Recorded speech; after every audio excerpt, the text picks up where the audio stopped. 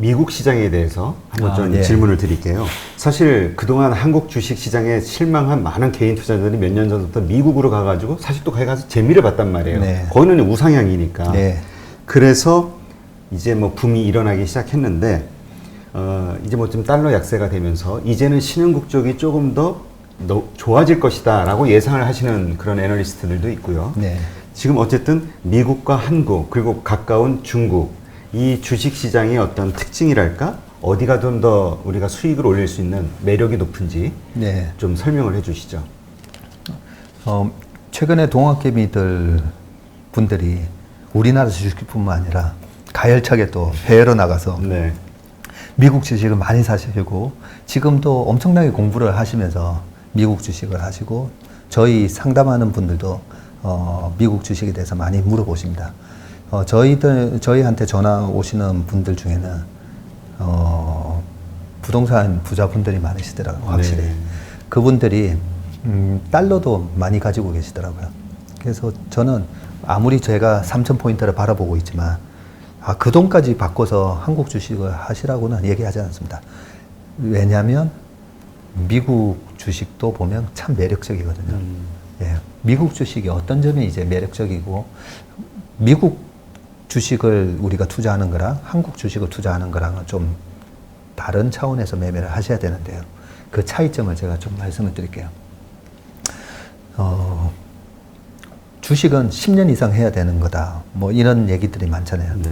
주식, 미국에서 주식 대가들을 보면 그렇게 장기 투자를 많이 얘기하시잖아요. 근데 저는 조금 다릅니다. 예, 우리나라 상황하고 미국 상황하고 좀 다르다는 거거든요. 그게 까르푸가 우리나라에 들어왔다가 망했죠. 예. 그렇죠. 우리가 롯데마트가 중국 가서 망했잖아요. 그랬죠. 예. 그 현지화에 맞는 전략이 저는 있다라고 생각합니다. 그런데 우리 시장에서 먹혔기 때문에 중국 시장에서도 똑같이 먹힐 거다 하니까 뭐가 안 맞잖아요. 그렇죠. 예. 주식 투자도 차이점이 분명히 있습니다. 어떤 차이점이 있는지 말씀드릴게요. 미국은 옛날에 이제 맥도날드 같은 경우에 맥도날드에 미국의 3억 3천만 명의 인구에 이제 다 깔렸어요. 이제는 포화 상태니까 세츄레이션 됐다고 그러죠. 아까 이 그래프로 보면 이제 이렇게 완만해지는 거죠. 네. 성장성이, 매출 성장성이. 그랬는데, 아니, 전 세계로 퍼지잖아요. 네. 코카콜라도 그랬었고요. 미국의 1등 기업은 3억 3천만 명을 대상으로 하는 소비 시장에서 플레이를 하는 게 아니라 전 세계 80억 인구를 대상으로 할 수 있다는 거죠. 그래서 미국에서 1등 하는 기업은 혹은 탑티어에 있는 기업다. 미국 1, 2, 3, 4, 5등 정도까지는 전 세계인을 대상으로 장사를 할 수 있다 보니까 영어를 쓰고, 그죠? 있다 보니까 이 매출의 성장성이 3억 3천이 아니라 20억이 될 수가 있고 30억이 될 수가 있거든요. 네, 그렇죠. 예, 그 기간이 10년은 넘습니다. 그래서 미국에서 1등으로 올라서는 기업, 새로운 혁신 기업은 무조건 10년 이상 가져가는 매매를 하시는 게 맞다고 보고요. 그런데 우리나라의 지금 상위 10개 주식 중에는 보면 네이버, 카카오 같은 기업은 내수 기업이지만 근데 이 기업들이 꼭 내수 기업은 아니에요. 네이버가 왜 이번에 모멘텀을 탔냐면요. 네. 저는 웹툰을 한 번도 본 적이 없는데 네네. 이 네이버 웹툰을 보는 가입자 수가 뭐 100만 명이 넘어가고 이 성장성이 글로벌라이제이션 모멘텀이 있어요. 그 다음에 라인이 또 있었죠. 그렇죠. 예. 그래서 숨어있는 글로벌라이제이션의 모멘텀도 있긴 한데요. 그 외 기업들, 삼성전자, 하이닉스도 보면 어떻게 보면 이 팡 기업들의 데이터 센터를 지을 때 서버에 들어가는 D램, 모바일에 들어가는 D램, 애플에 들어가는 부품들부터 시작해가지고 어떻게 보면 그런 큰 기업들의 이 납품을 하는 벤더 같은 역할을 하거든요. 그리고 뭐 셀트리온하고 삼성바이오로직스 같은 경우에도 그는 위탁 생산을 하는 거잖아요. 네. 그런 부분 등등 해서 좀 이 세계 글로벌 시장 80억 인구를 대상으로 하는 그런 게 아니라 좀 많은 부침이 있는 그런 비즈니스를 갖고 있는 경우가 많습니다. 그러다 보니까 한국의 1등 기업 한국에서 그 섹터의 1등 기업을 사서 10년을 갖고 가다 보면 많이 올랐다가 다시 제자리. 그걸 많이 불만스러워하죠. 예, 너무 그런 일이 많이 있잖아요. 예, 그렇기 때문에 제가 왜 이번 바닥에서 내년 연말에서 내후년 초 정도까지 2년 정도 주식으로 버는 타이밍입니다라고 얘기한 게 이런 경제 위기를 겪고 나서 경기가 이제 회복되는 그 국면까지의 사이클이 한 2년 정도인데요. 그런 국면에서 우리 기업은 이 소위 말하는 레버리지가 좀 높습니다. 네. 이익이 경기가 회복되면 이익이 늘어나는 것도 확 커졌다가 경기가 조금만 식으면 또 이익이 줄어들고 그런 차원에서 우리나라 주식은 좀 2년 정도의 사이클로 매매하는 게 맞다라고 보고요. 네. 미국 기업은 방금 말씀드렸듯이 그런 세계 시장으로 뻗어나가는 그런 매출 확대하는 그런 그림이 있을 수가 있고요. 또 중요한 거 하나 더 말씀드릴게요. 테슬라가 만약에 우리나라 기업이었다면 네. 망했을 겁니다. 그냥. 예, 13년 동안 적자였거든요. 그렇죠. 13년 동안 적자 나는 기업에 누가 그렇게 돈을 대주겠습니까? 망했을 거예요. 아마존 같은 기업도 1997년 5월 달에 상장이 돼서 2001년 9.11 테러 때 100불에서 1불 갔었어요. 90% 이상 마이너스 났을 때, 아, 저 회사는 망한다라고 나왔었습니다.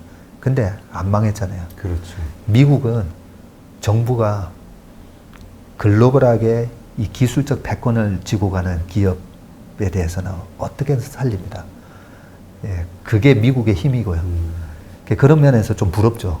미국이랑 그렇죠. 엄청난 애들끼리 싸우는데요. 엄청난 그 권투 선수 아빠가 와서 보고 있는 거죠. 예, 애들끼리 싸우는 거에. 그런 모습이기 때문에 우리나라에서 혁신 기업에 벤처 기업에 투자하면 망할 가능성이 높지만 미국은 그런 기업들을 반드시 살리기 때문에 테슬라 같은 기업이 13년 동안 적자여서 망한다 했지만 저는 절대 안 망한다고 봤거든요. 네. 그리고 이번에 4분기 연속 흑자를 내면서 이제 곧 S&P 500에 편입되는 그런 모습을 보이면서 세계 1등 도요타의 시총을 이번에 추월하는 그런 모습이 나왔었거든요. 그래서 미국의 혁신 기업과 우리나라의 혁신 기업하고는 또 그런 차이점이 있다. 미국 정부라는 엄청난 거대한 힘을 가진 정부의 보호 속에서 인큐베이팅 되는 그런 기업이기 때문에 사실은 미국 기업을 투자하는 게 마음이 편합니다. 그러겠네요. 진짜 왜냐면 신경 쓰지 않고 네. 정말 워렌 버핏식의 장기 투자 네. 이게 딱 먹힐 수 있는 시장이니까. 그렇습니다. 네. 그렇군요. 그럼 이제 중국 시장에 근데 중국 시장 전에 근데 이런 얘기 하시는 분도 있거든요. 지금 S&P 500을 구성하고 있는 것 중에 이제 이제 팜 기업들이 수위를 차지하고 있잖아요. 네. 애플 하나의 기업 전체 시총이 우리 전체 주식 맞습니다. 시장을 오버할 정도니까. 네. 이 네 개의 기업들에 의해서 시총에 의해서 좀 왜곡됐다라는 예. 그래서 지금 올라가는 것이 결국 이 네 기업의 힘으로 지금 나스닥이라든가 주가가 올라가고 있는 것인데 네. 이 네 기업들의 실적이 어떻게 될 것이냐에 따라서 너무나 큰 변동성이 있지 않겠는가 네. 말씀하시는 분들도 있거든요. 네. 좀 중요한 말씀을 하나 드릴게요. 네. 그 질문에 대한. 이 언택 기업을 우리 동학개미 분들이 또 많이 들고 계시잖아요. 네. 아마존이랑 마이크로소프트랑. 그러면 이 기업들도 언제 팔아야 되는가에 대한 고민을 하실 겁니다. 이 기업들이 왜 이렇게 비싸냐면요. 네. 예. 지금 미국에서 불과 2004, 5, 6년만 하더라도 미국의 시가총액 1등은 쉐브론이 아니라 엑슨모빌이었거든요. 네, 네. 예. 근데 지금 엑슨모빌은 저 밑에 가 있어요. 미국에서 엑슨모빌을 포함해서 쉘 업체 다 합쳐가지고요. 에너지 기업이 차지하는 비중은 5.5%밖에 안 됩니다. 근데 방금 말씀하셨던 그런 팡 기업들, 마가 기업들 다 합치면 20%가 넘거든요. 그래서 너무 왜곡된 게 아니냐 이렇게 볼 수가 있잖아요. 네. 자, 그 기업들이 왜곡이 된 게 아니다라는 걸 제가 설명을 드릴게요. 모든 가격은 수요와 공급에 의해서 결정되죠. 네. 그렇죠. 모든 가격의 형성 원리잖아요. 그렇죠. 우리가 사용 가치랑 조금 차이가 있는데 그거는 이제 국부론에도 나오는 얘기인데요. 우리한테 정말 소중한 거는 산소하고 물이잖아요. 그죠? 사용 가치로 보면 산소와 물만큼 중요한 게 어디 있겠습니까? 싸잖아요. 너무 널려 있으니까. 근데 다이아몬드 없다고 해서 죽지는 않지만 다이아몬드는 희소하기 때문에 비싸잖아요. 예. 자, 이 논리로 보시면 경제 위기가 왔을 때 어떤 주식을 사야 되느냐? 무조건 성장주를 사야 되는 거거든요. 네. 무조건. 이거는 외워놓으시고 메모를 해주시면 앞으로 경제 위기는 앞으로 50년 동안 계속 될 거기 때문에 오늘 메모해 두시는 게 굉장히 도움이 되실 겁니다. 경제 위기가 오면 가치주를 사야 되느냐, 성장주를 사야 되느냐, 네, 그렇죠? 그렇죠. 예. 근데 경제 위기가 되면 아까 경제가 마이너스 32.9% 역성장을 하고 위기가 오니까 망하는 기업이 생기고 성장이 마이너스로 들어가잖아요. 네. 마이너스로 들어가면 100개의 기업 중에 경기가 좋을 때는 70개, 80개 기업이 다 성장을 한다면 리세션이 오고 이런 경제적 충격이 오면 100개 기업 중에 겨우 성장하는 기업이 5개, 10개. 그죠? 그러면. 네. 그런데 여기서 이제 수요와 공급에서 주식을 살 수 있는 수요는 돈에 의해서 결정이 되잖아요. 돈의 양에 대해서. 네, 그렇죠. 예, 그래서 아까 유동성 말씀을 하셨는데 돈을 풀어주고 금리를 확 낮춰줬잖아요. 금리를 낮춰주다 보니까 뭐야 1억 빌리는데 2%도 안 하네? 그러면 2%면 1년에 들어가는 이자가 얼마지? 200만 원? 200만 원 정도 이자 내고 내가 지금 저 주식 사서 20% 먹을 것 같으면 아니면 뭐 삼성전자 주식 하나만 하더라도 이 배당만 3%인데 뭐 2% 이자 내지 이런 원리로 이 금리가 확 떨어지면요 사고자 하는 수요가 이제 확 늘어나거든요. 그럼 수요가 늘어나면서 일단은 가격이 올라가게 돼 있어요. 어떤 주식이든 가격이 올라가게 돼 있는데 경기가 위기가 왔을 때 성장하는 주식을 사고 싶잖아요. 그렇죠. 예, 돈을 까먹는 기업을 사고 싶지는 않잖아요. 네. 그렇죠? 이럴 때 뭐 항공주 샀으면 큰일 났죠. 예, 항공주 샀으면 큰일 나죠. 그래서 워런 버핏은 항공주를 팔아버렸잖아요. 네. 그래서 경기가 좋을 때 70개의 기업이 흑자를 내고 플러스를 내는데 경기가 안 좋을 때는 대여섯 개밖에 안 되잖아요. 살 수 있는 주식의 공급량이 확 줄어드는 겁니다. 확 줄어들면서 가격이 올라갈 수밖에 없는 거죠. 그래서 이 희소성의 원리로만 보더라도 수요와 공급의 가격 원리로만 보더라도 경제 위기 때는 무조건 성장주를 사야 되는 거고요. 하나 더 이제 비유를 해드리면 미국에는 블랙 프라이데이라는 쇼핑 시즌이 있잖아요. 네, 네. 예, 이날 뭐 80% 세일, 뭐 50% 세일 해서 블랙 프라이데이가 되면 셔터 문이 쫙 열리면 막 뛰어가서 사잖아요. 자, 막 뛰어가서 사는 이제 기회가 왔습니다. 네. 예, 그 블랙 프라이데이만 기다리고 있었는데 막 뛰어가서 사는데 늘 50% 할인하는 제품이 있어요. 예, 늘 50% 할인하는 제품이 있고 이번 블랙 프라이데이만 50% 할인해서 파는 제품이 있고 그러면 당연히 늘 50% 할인하는 제품을 살 이유가 없죠. 그렇죠. 지금 예, 이번 기회를 놓치지 말아야죠. 예, 내가 갖고 싶었던 아이파 프로를 사든지 뭘 그걸 사러 가는 거잖아요. 이번 기회. 늘 할인되어 있는 가치주를 사는 건 아닌 거죠. 늘 할인되어 있으니까 언제든지 싸게 살 수 있으니까. 예, 그래서 2009년도에도 성장하는 기업의 주가가 제일 먼저 올라가고요. 그때는 미국의 어떤 기업들이 올라갔냐면 그때도 애플, 아마존 같은 기업이 네. 가장 빠르게 주가가 올라갔었고 이번에도 마찬가지로 방금 말씀하셨던 아마존부터 시작해가지고 이 성장주들이 강하게 올라갔던 이유는 다 이렇게 논리적으로 설명이 가능한 상승이었다라는 겁니다. 네, 그렇군요. 그러니까 그러면 이건 역시 지금 이제 많이 올랐지만 네. 앞으로도 계속 이 유동성이 있는 한 그리고 실적이 계속 받쳐주는 한 계속 올라갈 수 있다 이렇게 보시는 건가요? 아, 예.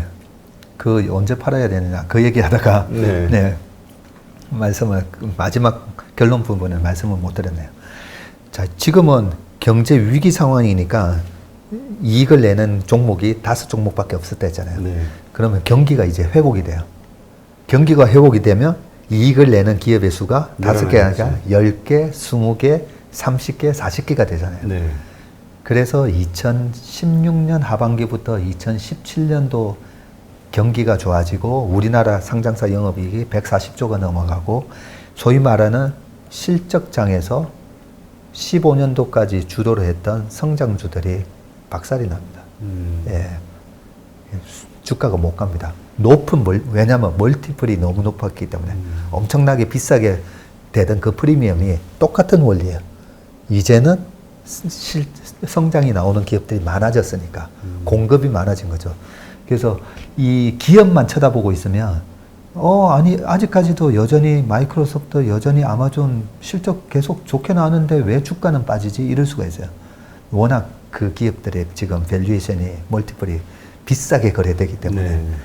그래서 언제 빠져나오셔야 되는 부분이냐면 그런 기업들은 그냥 묻어놓고 가셔도 돼요. 묻어놓고 가셔도 되는데 조금 우리나라 이 투자자분들은 좀 테크니컬하게 좀 고점에서 팔고 또 이쪽에서 올라오는 주식 사고 싶잖아요. 그렇죠. 저희는 그렇게 매매합니다. 저희도 그렇게 매매를 하다 보니까 그런 경기가 돌아서는 국면이 보이고 이 아까 마이너스 5조까지 갔던 그런 실적이 턴어라운드 되면서 주가가 뭐 200~300%씩 올라갈 거거든요.